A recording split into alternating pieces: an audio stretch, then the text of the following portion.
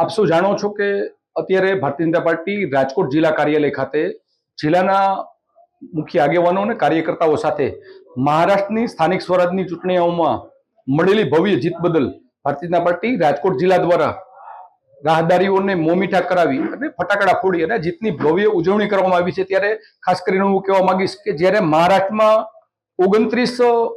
સ્થાનિક સ્વરાજની સંસ્થાઓ એટલે કે નગરપાલિકા અને મહાનગરપાલિકાની ચૂંટણીઓ અને એ ચૂંટણીમાં 27માં ભારતીય જનતા પાર્ટીને બમ્પર જીત મળી છે, જેમાં પણ ઉડીને આંખે વળગી એવી જીત એટલે કે બીએમસી મુંબઈની ચૂંટણીમાં જ્યારે ભારતીય જનતા પાર્ટીને 25 વર્ષ બાદ સત્તારૂઢ થવા જઈ રહી છે, ત્યારે હું મહારાષ્ટ્રની સાણી જનતાને આભાર સાથે અભિનંદન પાઠવીશ કે મહારાષ્ટ્રની સાણી જનતાએ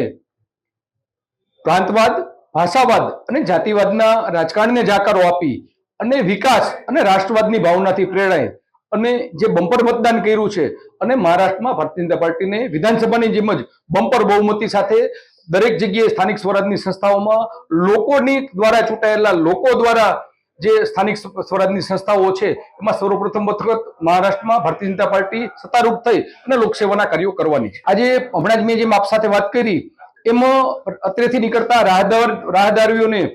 પેંડા દ્વારા મોમીઠા કરાવી અને ફટાકડા ફોડી અને ભારતીય જનતા પાર્ટીના આગેવાનો અને કાર્યકર્તાઓ દ્વારા વંદે માતરમ અને મા ભારતીના જયઘોષ સાથેની આ ઉજવણી હતી।